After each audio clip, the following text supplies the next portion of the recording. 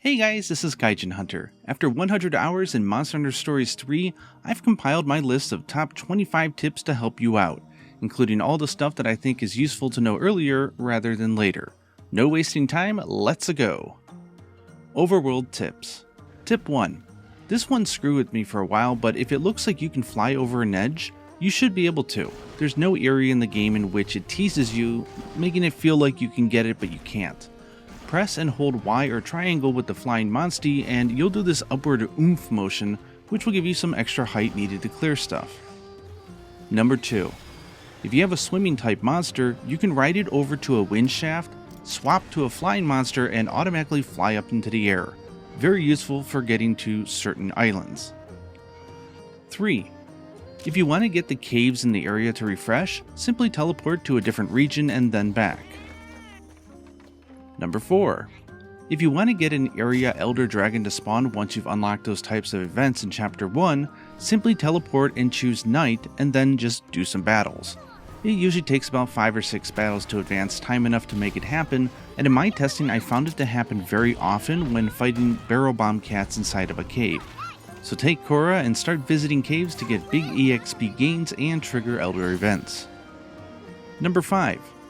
If you want a huge help early on, you'll get a single material item for encountering and failing to defeat an Elder Dragon.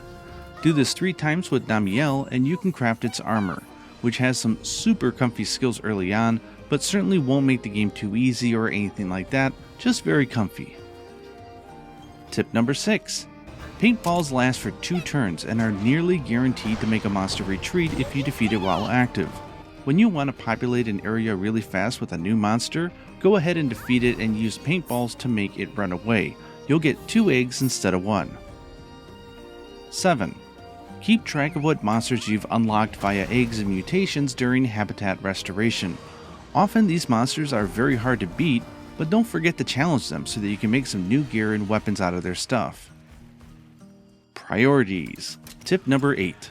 When you enter a new area, focus on finding the feline Overwatch towers. That way you can get a snazzy map and unlock all the gray colored paw marks, which are your fast travel spots. It's also a great way to get accustomed to the region. Number 9. Do the side quests for each of your teammates as you progress through the game.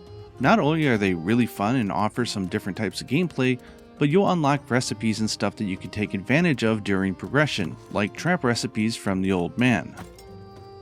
Number 10. Buy the meal recipes from the cat in town and make sure you eat all of them at least once. Just look for that check mark. First time you eat any food, it'll give your character a small but not insignificant permanent stat boost. Number 11. When gathering items for cat points, crafting, and eggs, eat the meal for gathering to get double the items. Make sure you do this when gathering at night, as some caves can come with a treasure chest and those contain super valuable items like those vigor hearts and traps, so getting 2 at a time is great. Number 12. When gathering eggs to repopulate areas with monsters to make them S rank, make sure you swap to Korra as your partner. If you run into barrel bomb felines in a cave, she'll defeat them on turn 1 guaranteed since she throws bombs. Battle tips. 13. The most common reason for dying against feral monsters is not looking where your monster is targeting when it decides to do a skill that you're happy with it doing. Make sure they aren't targeting a crystallized part or they will get counterattacked and that won't feel good. 14.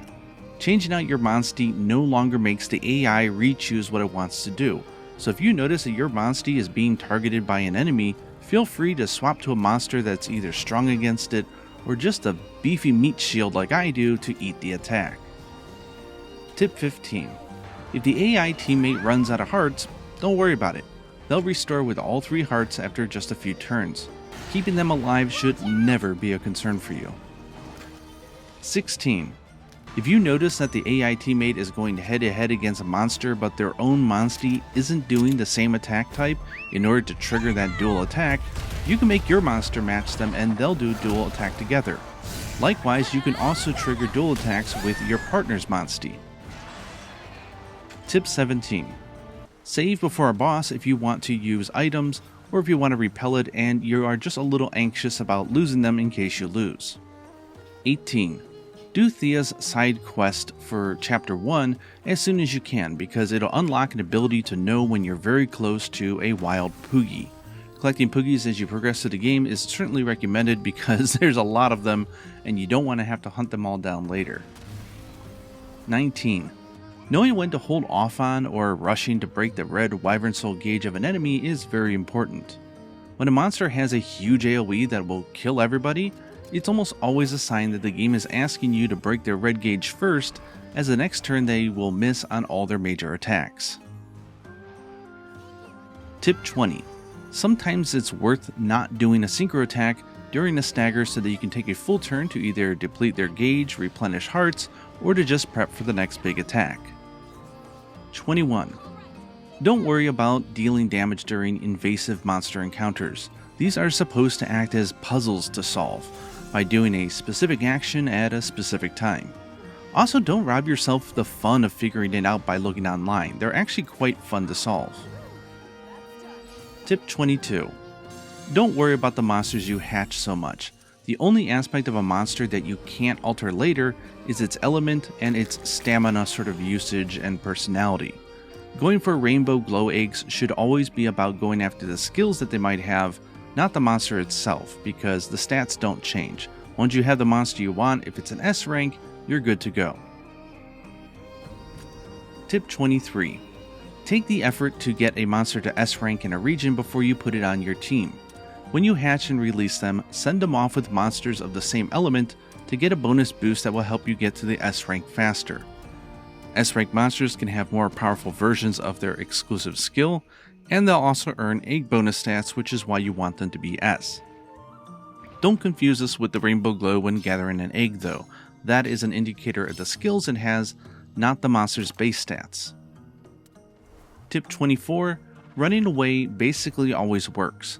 So if you encounter a monster in the field and you try to do like a melee attack to get that advantageous start and you end up missing, just run away and smack them again.